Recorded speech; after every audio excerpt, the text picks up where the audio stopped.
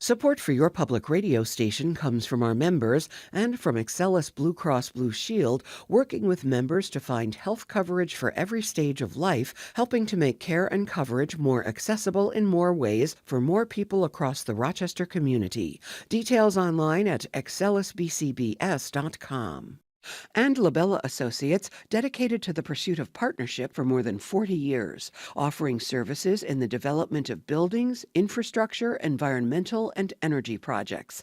Labella, powered by partnership. LabellaPC.com. From WXXI News, this is Connections. I'm Evan Dawson. Our connection this hour was made on May 4th in Montgomery County, Maryland. That was the site of the first steps of Freedom Walk 2026.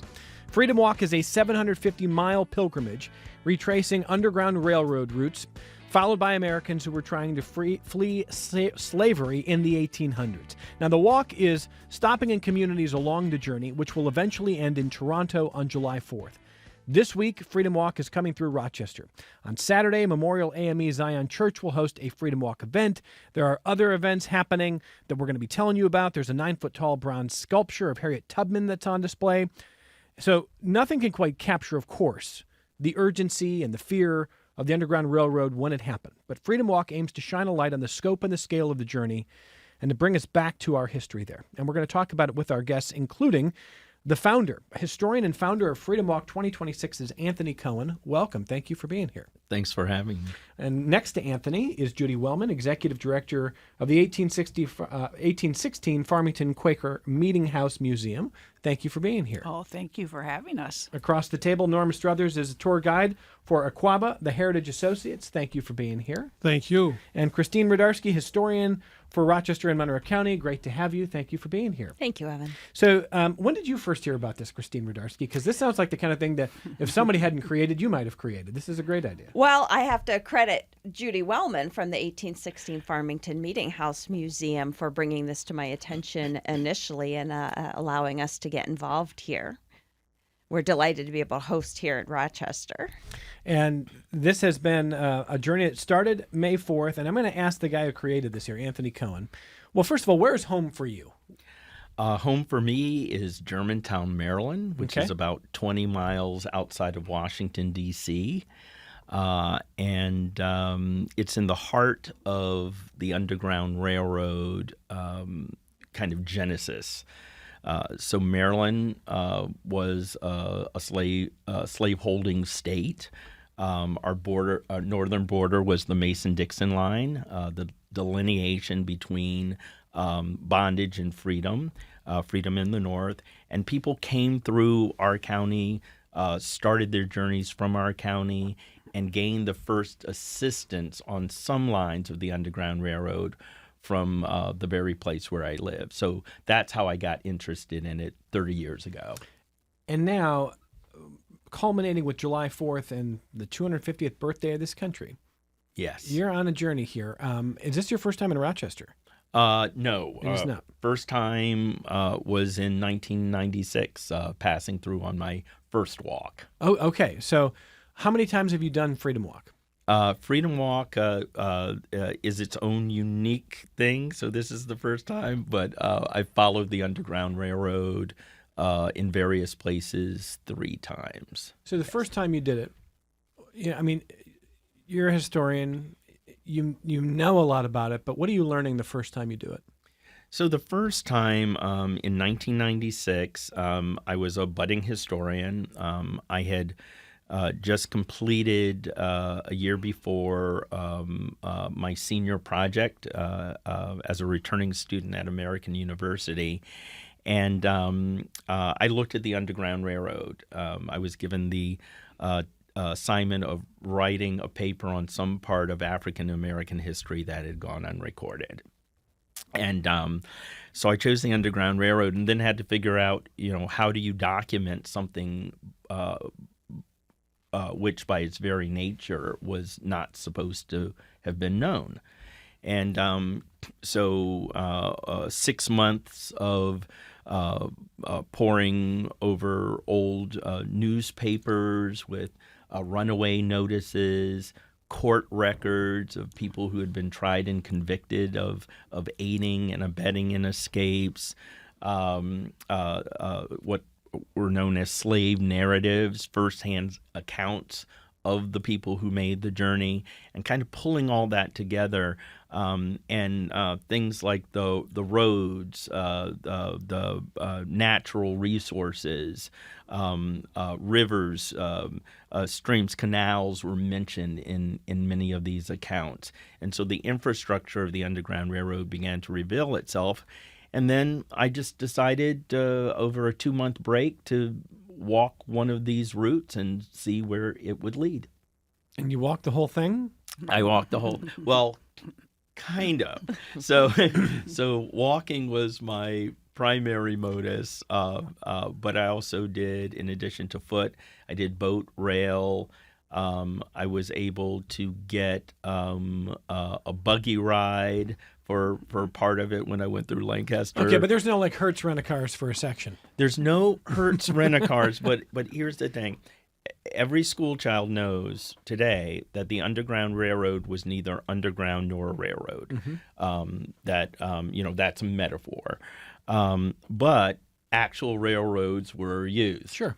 And so when I reached Philadelphia, I was speaking to some school kids about a man who arrived in Philadelphia in a crate.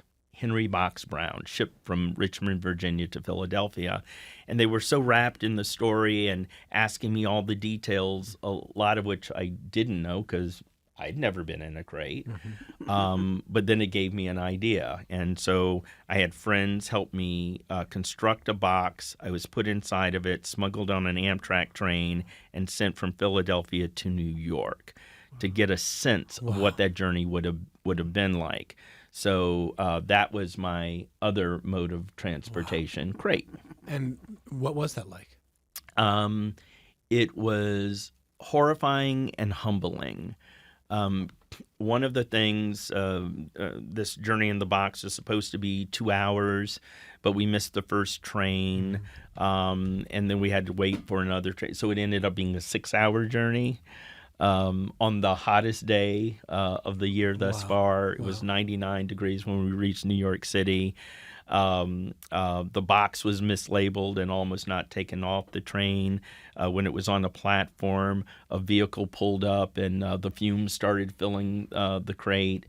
It was just one shock after another. But what I learned from it, 2 things, that adrenaline was the chief fuel used to power the Underground Railroad.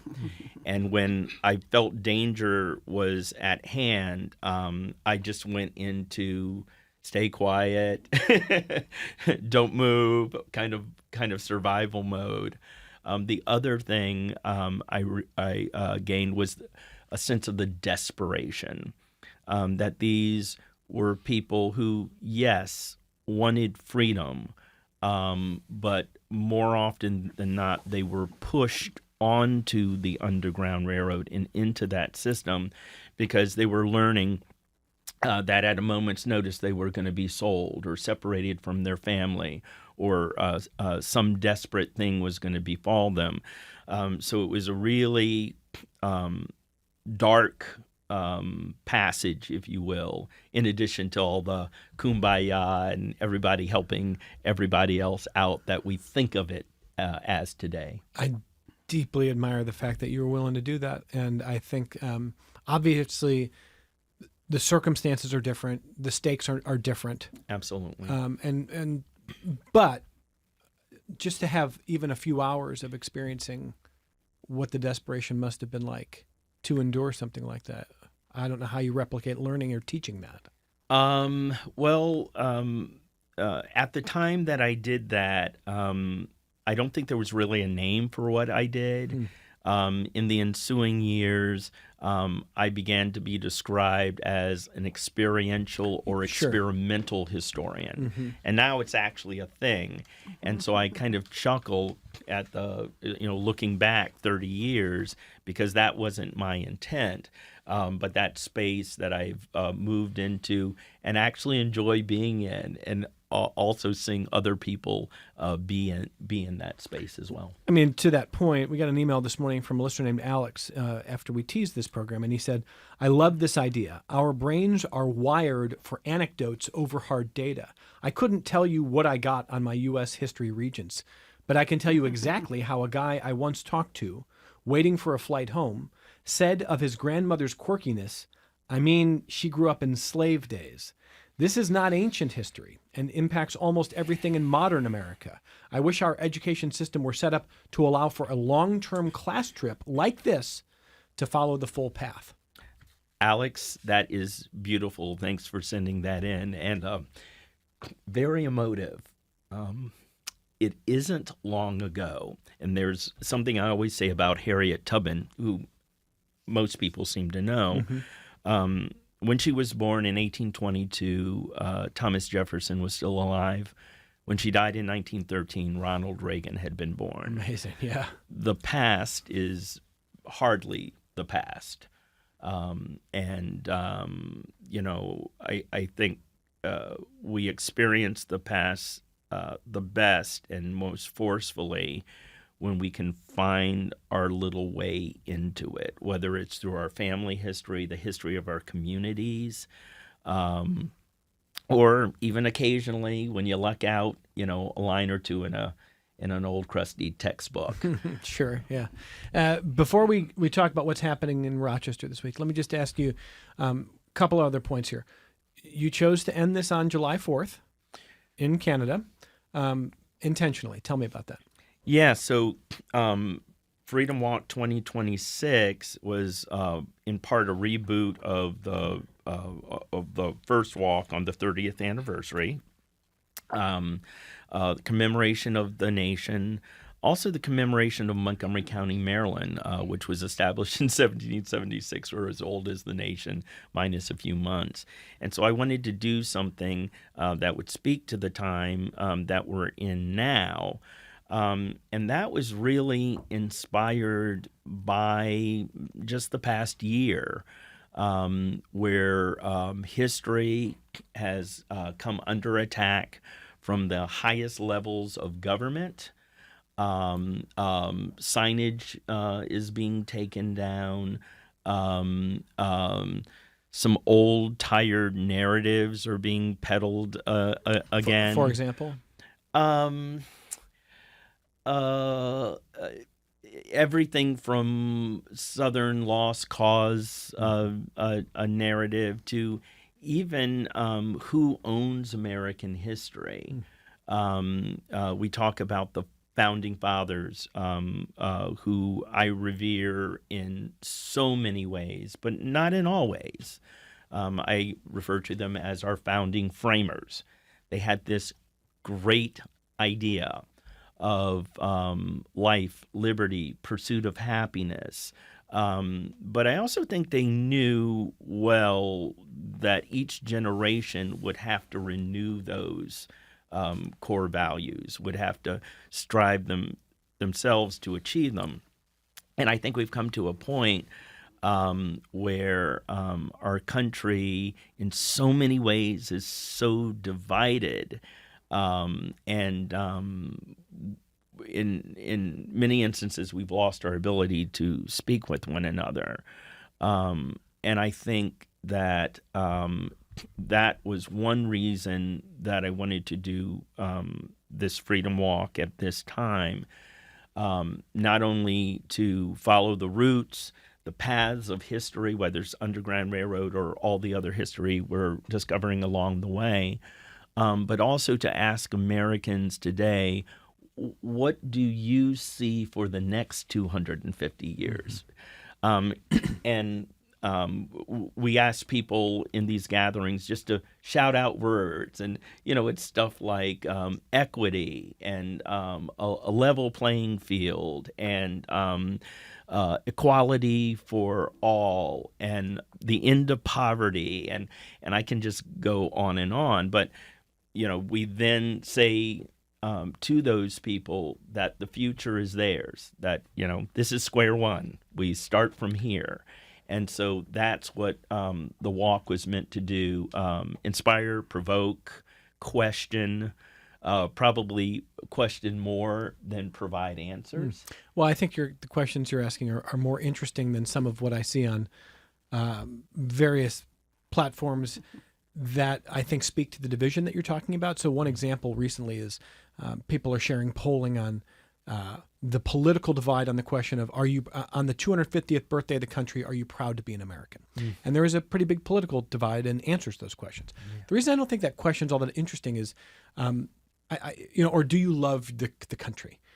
I think being honest about hard things is an act of love. I think when my partner tells me what I need to improve, it's because she loves me, and I do need to improve. And I think hearing criticism is actually a gift, but not to many people. And the very act of bringing up some of the painful parts of the country around the 250th birthday seems to offend some. So, I mean, if you were on that survey and they said, well, let's see what Anthony Cohen thinks. Are you proud to be an American on the 250th birthday? How would you answer that question? I would say I'm proud to be born in America, and I'm proud to continue the path of becoming an American. I don't think being an American is something that just conveys with citizenship or birth in a certain place. It is understanding what the value of freedom is. By the way, 350 or so million people in our country. 350 million different definitions for freedom. So where are those points where our hearts and our spirits intersect with others? That is what I am proud to be part of. This ongoing experiment. Now, sure, every experiment is supposed to come to an end, right? You need the results, right? And a more just a nation is always the goal for me. But I think some people answer the other way because there has often, throughout American history, been a litmus test. Who is an American? Who has a right to call themselves that? Patriotism without questioning. Questioning is what gets us further. Questioning is what engages us in our fellow with our fellow citizens. So, question. That is what is going to make America a great nation. Yep. And criticism, self-reflection, those are acts of love. Absolutely. Anthony Cohen, historian and founder of Freedom Walk 2026, is with us in studio. And let's talk about what's happening here. So I'll start with you, Anthony. Let's go around the table, and I want all of our guests to kind of talk about maybe what they're involved with or let people know. What do you want people to know that's actually happening in Rochester before you depart for your next stop? Yes. Well, first of all, in case no one got the memo, Rochester is a place where people know their history. They're steeped in it. It's all around. It's commemorated on the landscape, which is something that I've noticed as I've been traveling this 30 years later from the first time. People have a greater reverence for the past and what it means in their own communities. In order for Freedom Walk to actually reach Rochester, we had to reach out to local organizations and historical societies and just amazing, knowledgeable people who you'll hear from if I ever turn over the mic. and that's the thing that's most striking. American history is on the rise, and it's on the rise here and doing very well in Rochester. Well, Christine Ridarsky, you agree with that? I like to think so. I personally always think there's more that we could be doing. There there are so many stories here in Rochester. I mean, just around abolition and the fight for freedom and civil rights. We know the big names, right? We know the Frederick Douglasses and the Susan B. Anthonys. We're getting to know people like Austin Stewart, who was here well before Douglas was. But there are so many more people. And I think that an event like this and having Anthony come through with Freedom Walk can help bring attention to that so that we continue to tell more stories. So some of the events, Judy and Norm are going to tell us a little bit about that. Judy Wellman's the executive director of the 1816 Farmington Quaker Meetinghouse Museum. And for people who've never been there, by the way, tell people what the museum is now. Well, it is a fabulous place, and if you'd like to find it, drive by. It's at 230 Sheldon Road in Farmington, and we just did a huge exterior restoration of the roof and the clapboards and some of the windows. We're working on a project to finish restoring that 1816 building, which is probably the single largest pre-Erie Canal building in Western New York, and it was also the center for 25 different Quaker meetings all across Western New York, Canada, and Michigan. So people were constantly going back and forth across the border, which is one reason it became such an important Underground Railroad node and network. And there are lots of stories about lots of wonderful people. The Edmondson sisters, Austin Stewart, came there in 1815. And your very own Doug Curry, who does Blacks and Blues, is going to be a reenactor for Austin Stewart tomorrow night. Fantastic. We have a program coming up at 7 o'clock. Well, actually, 2 to 5 tomorrow afternoon, we'll have the meeting house open, including inside, which is not yet finished. If you want to see it in its real state right now, this is the chance. And then Farmington Friends meeting across the street's going to have from 5 to 7 a dinner, light with Mark's Pizzeria is going to bring us some pizza. We'll have salad.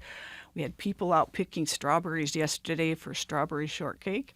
And then from 7 to 9, we're going to have a fabulous program, including Doug Curry there as Austin Stewart.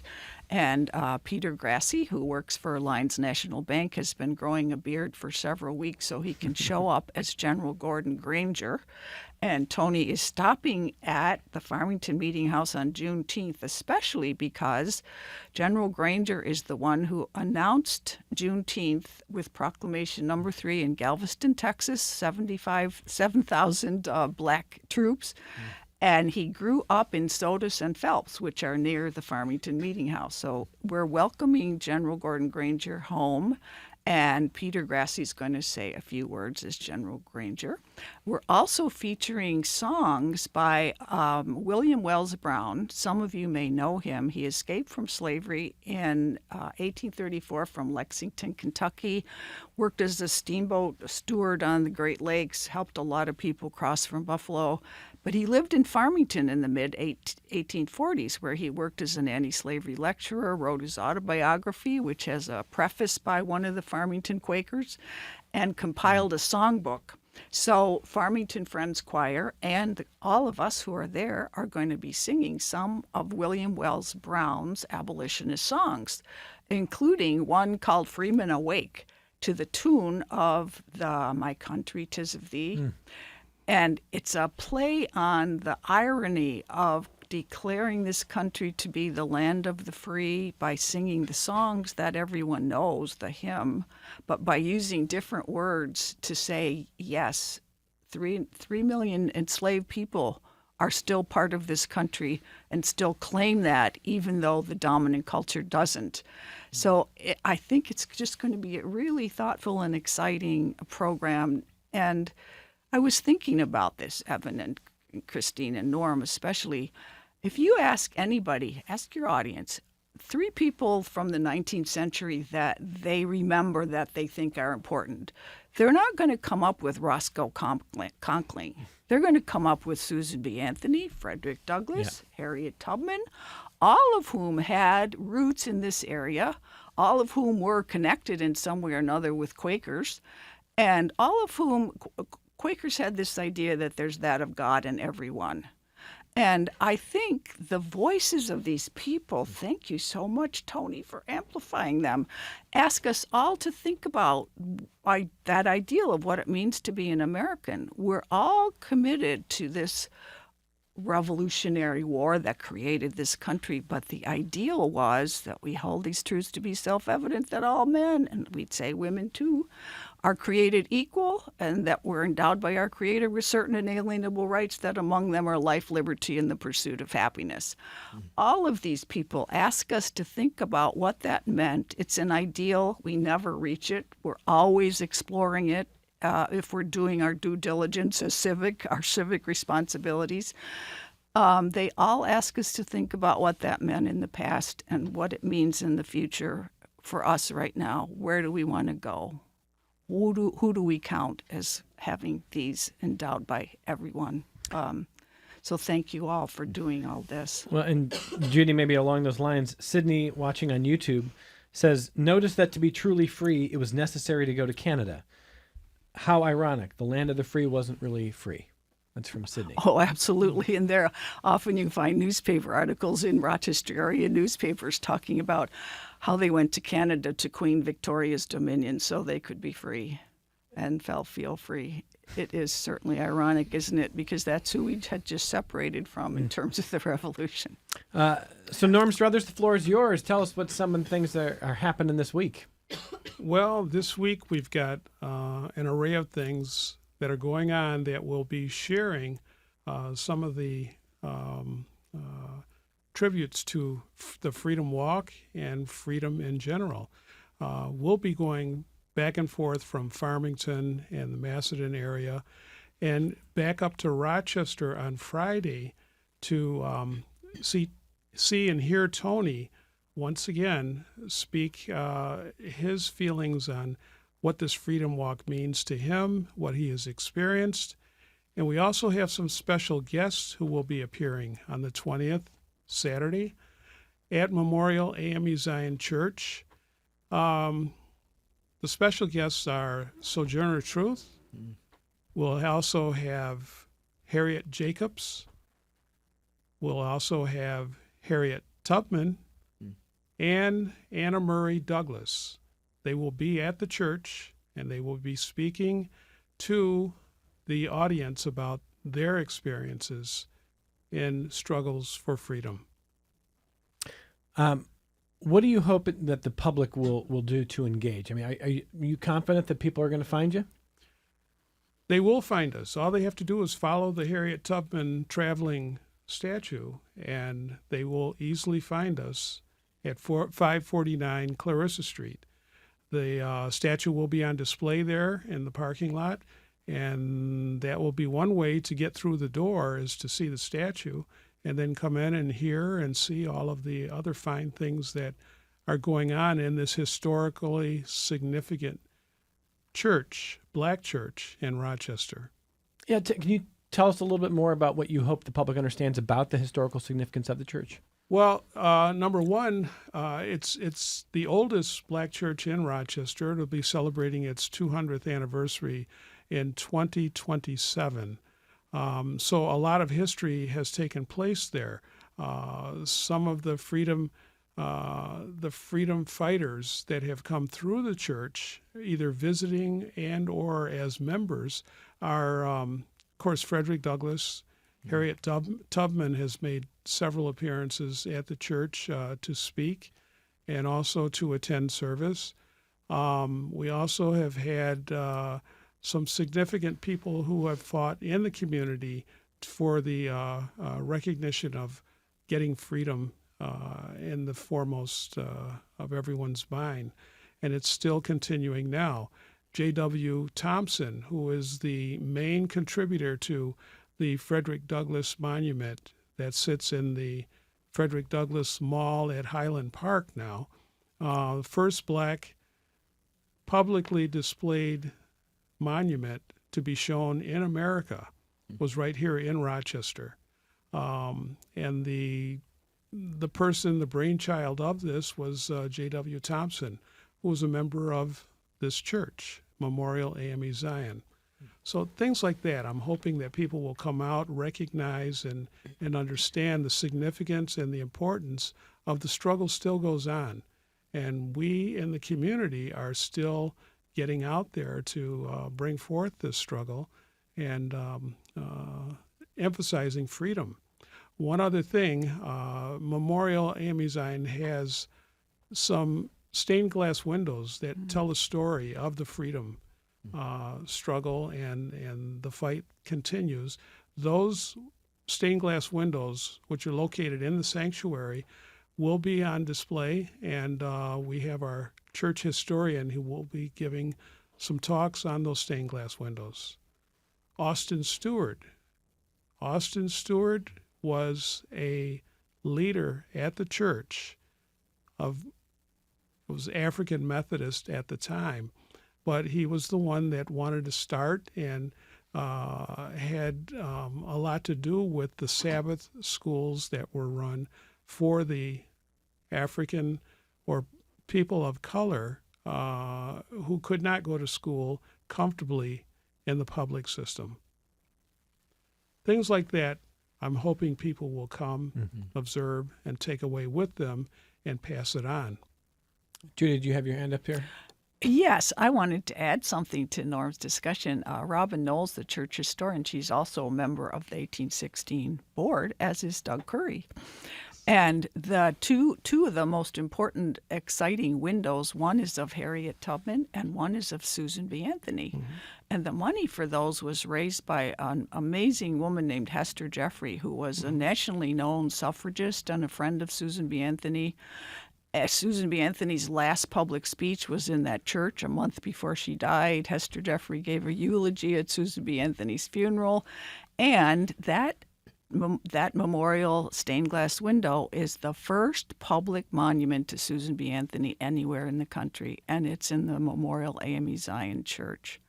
I'm so proud of that, your whole group and everything you have done and continue to do. Fantastic. Thank you. So after we take this only break, I've got some feedback from the audience, and we're going to talk a little bit more about experiential learning and everything that's happening this week with this remarkable Freedom Walk 2026 that is on its way to Toronto. It started in Montgomery County, Maryland on May 4th. July 4th, 2 months later, it will conclude on the 250th birthday of the country in Toronto, tracing one of the routes of the Underground Railroad coming through Rochester this week, and we'll come right back with that on Connections. Support for your public radio station comes from our members and from Bob Johnson Auto Group, believing an informed public makes for a stronger community. Proud supporter of Connections with Evan Dawson, focused on the news, issues, and trends that shape the lives of listeners in the Rochester and Finger Lakes regions. BobJohnsonAutoGroup.com. This is Connections. I'm Evan Dawson. David writes, on the Underground Railroad, hiking near Ithaca, New York, some 30 years ago, a friend and I came across the remains of an old farmhouse in the woods and a note tacked to a tree, evidently put there by a local historian, about how that house and the tunnel we soon found there played an important role in the Underground Railroad. That led us to searching out Harriet Tubman's home in Auburn, then across the border to St. Catharines, Ontario, where the little church she attended at the end of the Underground Railroad was still active. There's so much important history in your area, and it needs to be highlighted so that everyone knows it.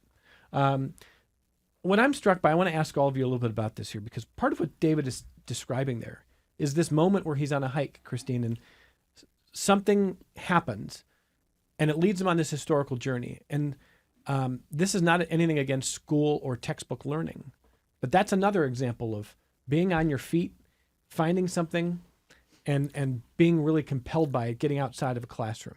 How do we, sort of balance? Most of us are going to have to learn in classrooms. That's the way it is. But experiential learning can be really powerful. What would you say about it? That's absolutely why I am so engaged with local history and I'm so passionate about it, because, I've seen young children who have, told me at the start of something that they have no interest in history whatsoever until I, take them somewhere and show them something and they can make a connection to their own lives. We talk about, Main Street used to be Buffalo Street, and there used to be wild animals roaming in the street. The Landmark Society used to do this wonderful program called Walk the Walk, where, and in its early days, it was actually a walk where you would visit different sites in the community. And there was a young girl I was mentoring at the time that I took to that, and she saw a performance by someone portraying Harriet Tubman. Little girl had no interest of history until that, and then she asked me to take her to the library to learn more about Harriet Tubman. And I think it's these local connections and people becoming aware that their own community had these types of connections. It's the way. I mean, we're hearing it in the comments we're already receiving. And that is why something like Tony's Freedom Walk is so important, and why I'm so delighted to have this happening here in Rochester. You know, I sent out a message to my colleagues in the library yesterday sharing information about this. And several people wrote back to me and said, you know, thank you so much for sharing this information. This is so important that we can have these experiences. So, you know, I really hope that people will come out either to Farmington tomorrow or to Rochester Saturday morning and have the opportunity to interact. You know, this gathering of women that AKWAABA is doing at the AME Zion Church, I think also really helps to highlight what it takes and what it took to allow the Underground Railroad to operate. You know, this is not, we hear about people like Harriet Tubman and we talk about singular individuals, but these things don't happen in singularity. You know, they happen through networks and people collaborating to make these things happen. That's how the Underground Railroad operated. And boy, have I been amazed in working with Tony's team and the local people at how this has come together. People coming out of the woodwork responsible for housing and food. And, you know, this really shows what community can do when they come together. And Anthony Cohen, as the founder of Freedom Walk 2026 here, what would you say about David's experience in the woods that day, and that led him on his own journey of historical sort of discovery there? Well, he got out of the classroom and into the world, and that's where we find history. And I think there was also a bit of magic in the air, a note from a historian tacked to a tree. It sounds like quite an adventure. But that is what Freedom Walk 2026 is trying to find. One of the things we decided, or I decided, was I wanted to do the walk again, but I didn't want to do it alone. That I wanted to amplify what would be discovered along the route. I gathered the most amazing team to figure out how to do that, how to get the widest reach. And one of the things we decided was that every week of the walk, even though walking was occurring on a daily basis, 12 to 16 miles a day, that we needed a home base. So we established a week-long base station in different cities. Rochester is one of the base stations. And by establishing a base station, that gives us a place to anchor ourselves, to get a sense of the community, to learn its history, but most importantly, leading up to that arrival and that residency, get to work with the local community to create what we call community activations. And those have been everything from walking tours to dramatic presentations to visitations of historical sites. And not even for the walk team's edification. It's to spread the word and get the communities that we're passing through involved in their own history. And I don't want to sound arrogant. They're already involved, but getting more people involved who may not have heard the stories that are right underneath their noses in their own backyards.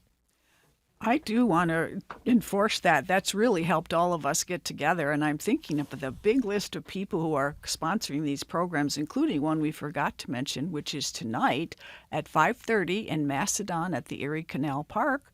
Tony and the crew and the Wesley Wolford's huge statue of Tubman will be there for a community band concert starting at 5:30. So we hope to see you all there as well. But we have co-sponsors from people like the Wayne County historian and I love the Finger Lakes and Memorial AME Zion Church and Farmington Friends and the Greater Rochester Community of Churches. And that's only probably half of what we have listed. So many people have come together. Oh, Monroe Community College, we owe them a huge thanks for putting you all up for a whole week. Yeah, so it has been a huge community regional effort, and we hope we can keep it going. And can I also ask Norm if you can weigh in on David's note about this experiential learning that he had and what comes to mind for you with a story like that? Oh, not quite that flowery and great, but I was not really a history fan as I was growing up. And what struck my interest was local history, especially local history when it comes to black folks living in Rochester. I'm a native Rochesterian. My family comes from Culpeper, Virginia, and here is where I found out more about my history and family history because of the history that lies here in Rochester. Lo and behold, I met someone that kind of extended that taste of interest that I had in history, and that is the lady that I'm now married to. Mm-hmm. And I tell people her name is Shirley, but she's really a reenactor that goes by the name of Anna Marie Douglas.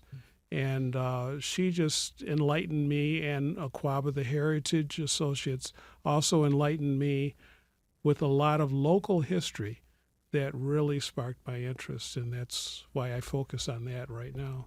Well, speaking of reenactors, Susan B. Anthony is often voiced by Barbara, who is on the line now calling in. Hello, Barbara. Go ahead. Hi there. Hi. I just wanted to remind folks that living history is often one of the best ways to get folks interested, and especially with youth, like the gentleman said about how as a kid he wasn't that interested. But,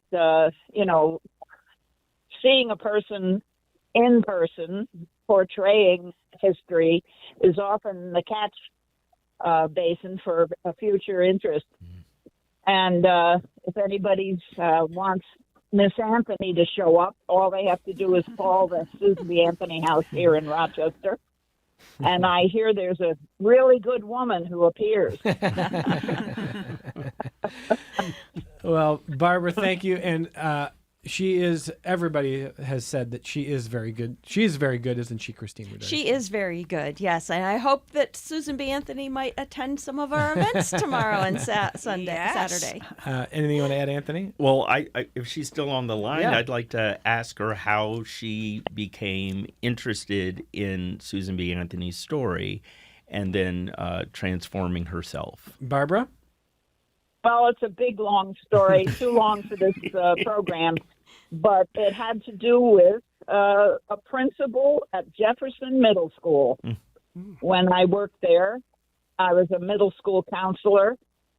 He asked people to come dressed as someone in African American history, and this was way back in the 80s. I wasn't that familiar. I knew some things. And I thought, holy cow, I'm a 6-foot blonde white woman. How the hell am I going to do this? And so I kind of learned more. And I ended up wearing a simulated costume at the time as opposed to the real one I have now. And I was going home towards the 19th Ward and realized I was passing Madison, and I knocked on the door, and Lori LaChusa Barnum, who without her, we wouldn't have the Anthony House. She opened the door, and I said, "Hi, I'm home." and she grabbed me in, and it's been history ever since. Oh, Barbara. Wow, what a story. Thank you, by the way, Barbara, for the work that you do. Go ahead, Judy. All of these comments raise two interesting points. One is people in Rochester have impressed me so much because you probably heard the term intersectionality. People are interested in equality and justice for everyone. So Susan B. Anthony is an ally for people of color, and LGBTQ people have been strong allies for women's rights and Black history rights. And the Farmington Meetinghouse, with three major movements, initiated this movement in the 19th century. One was abolitionism in the Underground Railroad, one was work with Seneca people for Haudenosaunee land rights, and one was work for women's rights. And it still continues. As Barbara suggested, actually, Barbara and Christine both are also on the 1816 Farmington Quaker Meetinghouse board, representing all of these movements. And I think the other thing that binds us all together now is that this isn't just about the past. As Tony was saying, it's about the future. What kind of world do we want to create that we want our children to live in, that's one in which everyone is respected and heard? Barbara, thank you for that phone call. I really appreciate it. Let me squeeze one more note in. Tom writes to say, what a wonderful program. Please wish your guests a peaceful Juneteenth. And he's asking, what does Juneteenth mean to your guests? So that's probably a whole hour, Tom. But I will ask Anthony Cohen, what does Juneteenth mean to you now? Juneteenth means, well, my mother's side is from Texas. And she grew up 2 blocks from Emancipation Park, where Juneteenth has been, celebrated for a century. But Juneteenth really, to me, means homecoming. It means one of these, hopefully, continuing, what's the word? Continuing to find freedom. And with the holiday itself, which has been celebrated in Texas forever, finally gaining national status and becoming a national holiday, and embraced so quickly by Americans and so voluminously. I mean, there are celebrations everywhere. I think it's really special and speaks to the desire of freedom by Americans today. Judy, what does Juneteenth mean to you? Well, Juneteenth is new to me, and it reminds me of the importance of spreading the word.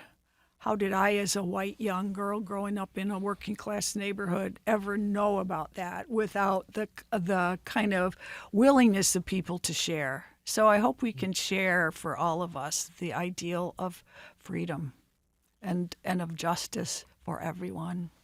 Norm, what does Juneteenth mean to you? Juneteenth means a lot to me.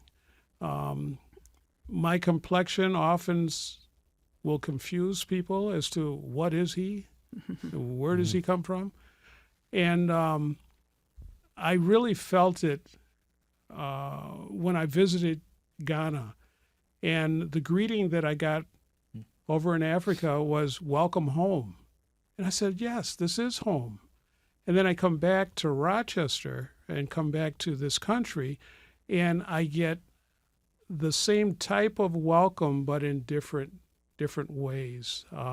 Juneteenth helps to solidify and get me to really feel that we are who we are, but we have to continue to be who we want to be. Christine Ridarsky? Yeah, like Judy, I'm a white girl who, was raised without a lot of this knowledge. So for me, Juneteenth really is about the people who have been willing to share their heritage and their history and their experiences and to help educate me.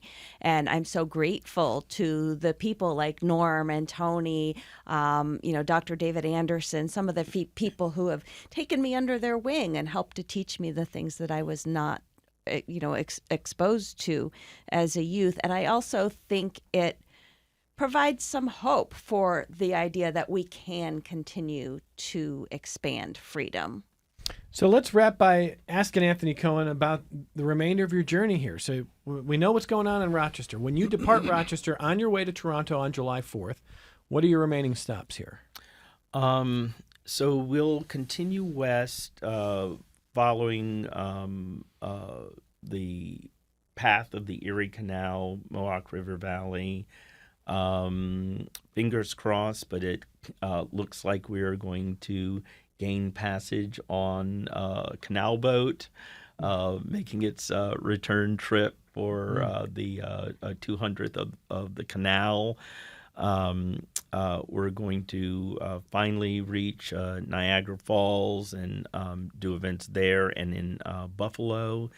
And then we made an interesting decision. We decided we were going to cross into Canada on July 1st, which is Canada Day. Mm-hmm. And that was motivated by our desire to show the love to our neighbor who did so much in the cause for freedom through the Underground Railroad story.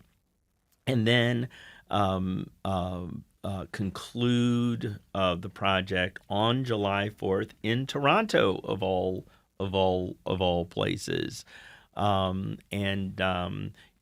at a time where relationships, international relationships between our countries and others, are very important and can be improved upon. And so that's our goal. Well, I greatly appreciate you spending time on this program today, educating our audience, coming to Rochester, and doing everything that you've done for years to educate the public. It is really remarkable. It's been great meeting you. Thank you. Anthony Cohen is historian and founder of Freedom Walk 2026. Judy Wellman from the 1816 Farmington Quaker Meetinghouse Museum. Have a great rest of the week here. Thanks for sharing stories here. Thank you. Hope to see you all. Norm Strothers, tour guide for AKWAABA, the Heritage Associates. Thank you, Norm. Thank you. And Christine Ridarsky, we always learn so much from you as a historian. Thank you very much for being here. Thank you. We hope to see everyone this weekend. And everyone I'm going to echo Tom's words. Have a peaceful Juneteenth, whether you're seeing all these wonderful folks or not. And we'll be back with you next week on member-supported public media.